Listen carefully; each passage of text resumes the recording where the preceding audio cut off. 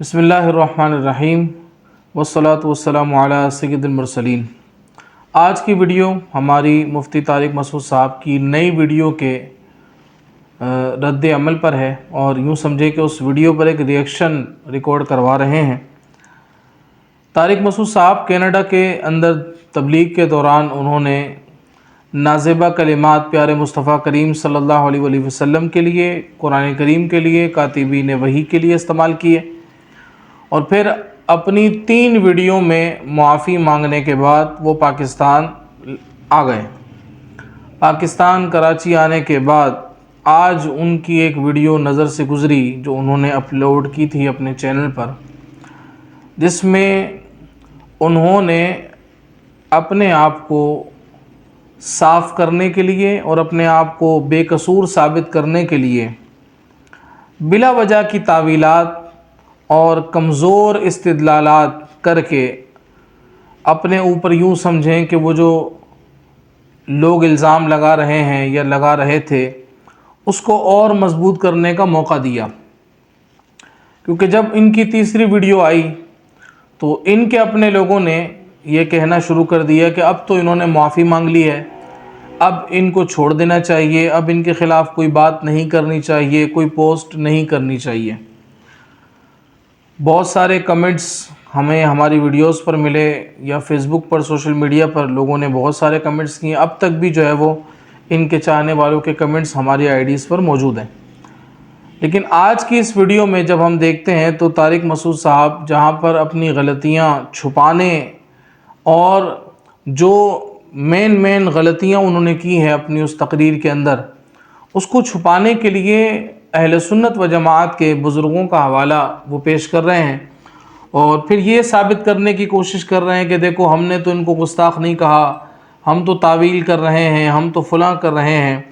حالانکہ یہ سراسر غلط بیانی ہے، اور آپ اپنے بیانات میں، اپنی تقریروں میں، اور آپ کے اپنے جو علماء ہیں ان کی تقریروں کا اگر جائزہ لیں تو میرے خیال سے کفر اور شرک کا فتویٰ لگانے میں آپ لوگ ذرا بھی آسرا نہیں کرتے، اور فوراً سے کوئی بھی سنی مسلمان ہوتا ہے تو فوراً سے کہہ دیتے ہیں کہ بھئی یہ کام کرنا شرک ہے اور فلاں کام کرنا بدعت ہے۔ دوسری بات رہی، اگر آپ کو لگتا ہے کہ یہ جو کلمات آپ نے اس میں بیان کیے ہیں وہ گستاخانہ ہے، تو میرے خیال سے کوئی بھی مسلمان اس کو برداشت نہیں کر سکتا۔ تو آپ کیسے برداشت کر رہے ہیں؟ آپ کو چاہیے تھا کہ آپ حکم لگاتے۔ اگر تو وہ لفظ تعویل کے قابل ہے، تعویل کے لائق ہے، تبھی آپ اس میں تعویل نکالیں گے۔ اور پہلی بات تو یہ ہے کہ آپ ان کلمات سے یا ان باتوں سے آپ نے جو استدلال کیے اور اپنے آپ کو آپ نے بے قصور ثابت کیا، یا اپنی غلطی کی طرح اس کو سمجھا کہ جو میں نے کہا ہے وہ یہاں پر بھی ہے، حالانکہ ایسا بالکل بھی نہیں ہے۔ آپ نے کیا کہا؟ اگر آپ بھول چکے ہیں تو اپنی ویڈیو دوبارہ دیکھ لیں۔ میں نے اپنی یوٹیوب چینل پر باقاعدہ تحریری طور پر جو ہے وہ آپ کا بیان پورا ریکارڈ کر کے اس کے بعد تحریر کو پڑھ کر سنایا ہے۔ آپ چاہیں تو وہ بھی پڑھ سکتے ہیں۔ اگر آپ مفتی طارق مسعود صاحب کے چاہنے والے ہیں، آپ کے لیے بھی دعوت ہے، آپ بھی اس کو دیکھیں، سنیں۔ طارق مسعود صاحب نے یہ کہا کہ قرآن کریم فرقان حمید حضور پر نازل ہوا تو کاتب سے، لکھنے والے سے غلطی ہوئی۔ حضور علیہ الصلوۃ والسلام چونکہ امی تھے، معاذ اللہ، آپ نے کہا امی، یعنی آپ نے جو غلط تشریح کی امی کی، میں اس پر معاذ اللہ کہہ رہا ہوں، چونکہ امی تھے، نہ لکھنا جانتے تھے نہ پڑھنا جانتے تھے، تو وہ غلطی جو کاتب نے لکھی وہ ایز اٹ از اسی طرح غلطی رہی، اور آج تک وہ غلطی موجود ہے، معاذ اللہ۔ اور پھر آپ نے اپنے بیان میں یہ بھی کہا کہ 100% غلط ہے، یہ گرامر کے لحاظ سے 100% غلطی ہے، غلطی ہے، غلطی ہے۔ یہ بار بار غلطی کے الفاظ آپ نے کہے۔ حضور علیہ الصلوۃ والسلام کو معاذ اللہ آپ نے یہ کہا کہ حضور علیہ الصلوۃ والسلام کو پتہ بھی نہیں چلا کہ وہ غلطی آج تک قرآن میں موجود ہے۔ صحابہ کرام علیہم رضوان قرآن پڑھتے رہے، سب چیزیں، لیکن آپ نے کہا کہ نہیں، میرے الفاظ کچھ اور تھے، میں بتانا کچھ اور چاہ رہا تھا۔ آپ سے غلطی ہوئی، آپ نے کہا سبقت لسانی ہو گئی، آپ نے کہا فلاں چیز ہو گئی۔ تو ندامت کے بعد آپ کو اس طرح کی ویڈیو نہیں بنانی چاہیے تھی، لیکن بہرحال آپ کے جو یہ الفاظ ہیں یہ واقعتاً توہین پر مبنی ہے اور توہین آمیز کلمات ہیں۔ پھر آپ نے امی لفظ جو ہے، حضور علیہ الصلوۃ والسلام کا جو لقب ہے، اس کے حوالے سے آپ نے کہا کہ امی کا معنی فلاں ہے یا یہ علمی اختلاف ہے، اور پھر آپ نے ترجمہ کنز الایمان کا ایک حوالہ پیش کیا جس کے اندر جب غیب بتانے والی کی بات آئی تو آپ نے اس وقت اپنی زبان کو روکا، لیکن پھر آپ نے پڑھ دیا۔ تو وہ جو ترجمہ ہے وہ کیا ہے؟ اس میں امام اہل سنت اعلیٰ حضرت فاضل بریلوی رحمۃ اللہ تعالی علیہ نے جو ترجمہ لکھا ہے وہ لکھا ہے کہ بے پڑھے غیب بتانے والے پر، یعنی ایمان لاؤ اللہ پر اور اس کے رسول پر۔ کون سے رسول ہیں؟ یعنی کون سے نبی ہیں کہ جو امی ہیں، یعنی بے پڑھے ہیں، غیب بتانے والے، یعنی وہ نبی کے جو بغیر پڑھے، دنیا میں کسی سے پڑھے بغیر غیب کی خبریں بتانے والے ہیں۔ یہ ترجمہ کیا گیا ہے وہاں پر۔ یہاں یہ تو کوئی ترجمہ نہیں کیا گیا کہ حضور علیہ الصلوۃ والسلام کو معلوم نہیں تھا، ان کو علم نہیں تھا، وہ غلطی اسی طرح رہی۔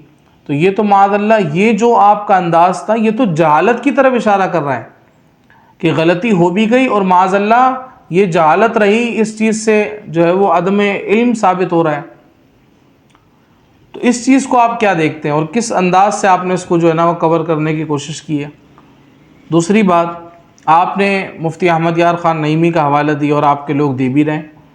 مفتی احمد یار خان نعیمی رحمۃ اللہ تعالی علیہ نے جو فرمایا کہ بعض کلمات نحوی قاعدے کے خلاف معلوم ہوتے ہیں، تو وہ تو ہے قرآن کریم فرقان حمید کی جو آیات ہیں، جو آپ نے لنصفعن پڑھا یا اسی طرح اور جو مثالیں انہوں نے دی ہیں، آپ نے اس کے اندر جو الفاظ استعمال کیا، آپ نے کہا کہ بظاہر، یعنی آخر میں جا کے جو آپ کور کر رہے ہیں، اور خود آپ نے اقرار بھی کر لیا، چلیں اس ویڈیو کے اندر آپ نے اقرار بھی کر لیا کہ مجھے دوران گفتگو ہی پتہ چل گیا تھا کہ یہ میں غلط بات کہہ گیا ہوں، اور پھر آپ نے کہا کہ میں نے اس کو کور کرنے کی کوشش کی لیکن میں شاید اس کو نہیں کر پایا۔ تو یہ تو آپ خود مانیں اس بات کو کہ آپ نے غلطی کر دی، دوران بیان ہی آپ کو علم ہو گیا اس بات کا کہ آپ نے جملے صحیح استعمال نہیں کیے۔ مفتی احمد یار خان نعیمی رحمۃ اللہ علیہ کے الفاظ کا چناؤ اور آپ کے اپنے الفاظ کا چناؤ، ان دونوں کو ذرا سامنے رکھیں۔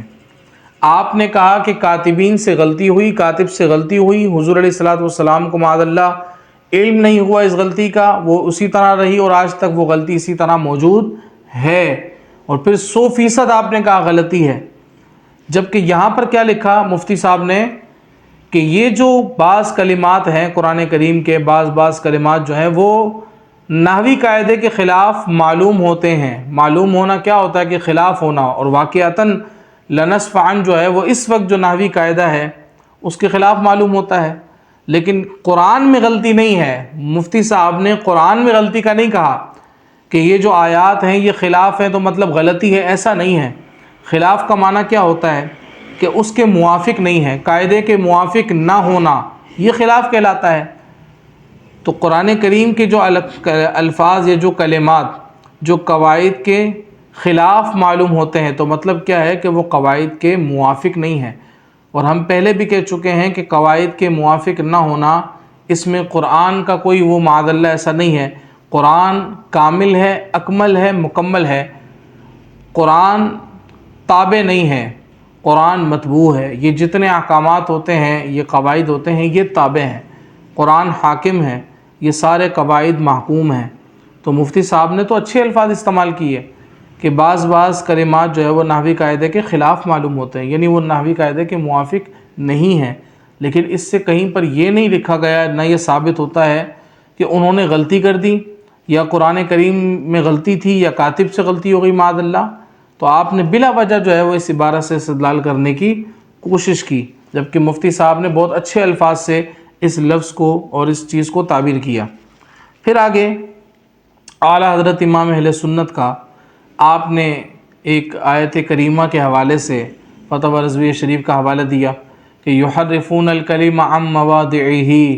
یہاں پر بھی خیر وہ ضاد اور ضاد والا مسئلہ ہے، جبکہ آپ کے اپنے ہی دیوبند کے بڑے بڑے علماء جو ہیں وہ اس بات کے قائل ہیں کہ ضاد ہی پڑھا جائے گا، ضاد نہیں پڑھا جائے گا، لیکن خیر اس میں بھی آپ کا کوئی علمی اختلاف ہو سکتا ہے۔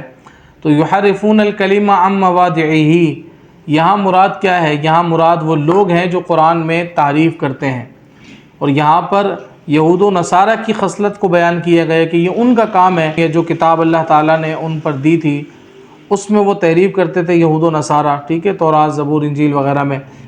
تو کہا کہ یحرفون الکلم عن مواضعہ، کہ سنگ سر پر سینگ ہوتے ہیں، یعنی جو لوگ تحریف کا کام کرتے ہیں. یہاں پر مراد محرفین ہیں کہ جو تحریف کا کام کرتے ہیں، کیا ان کے سر پر سینگ ہوتے ہیں؟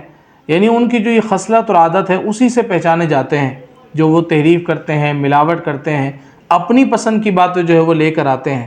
جیسا کہ ہمارے پاکستان کے اندر بھی ہیں، اور آپ کے ارد گرد بھی کئی ایسے لوگ ہوں گے کہ جو مسلمانوں پر بتوں والی آیات چسپاں کرتے ہیں، مزارات پر جانے کو شرک قرار دے دیتے ہیں، حضور کے اختیارات کا انکار کر دیتے ہیں، علم غیب کا انکار کر دیتے ہیں. اسی طرح میلاد النبی کا جو ہے وہ ڈائریکٹ اس پر اعتراضات کر دینا، اس کو ناجائز حرام بدعت قرار دے دینا. اس طرح اور بہت ساری آیات لے کر مسلمانوں پر چسپاں کر کے ان کو گمراہ، بدعتی، مشرک یہ قرار دے دینا. یہ تو یہود و نصارہ کا طریقہ ہے کہ آیات کا موقع اور محل کچھ اور ہوتا تھا، وہ اس کو کسی اور موقع اور محل پر استعمال کر کے اس کو جو ہے وہ اپنے مفاد کے لیے استعمال کرتے تھے. تو خیر موضوع ہمارا کچھ اور ہے.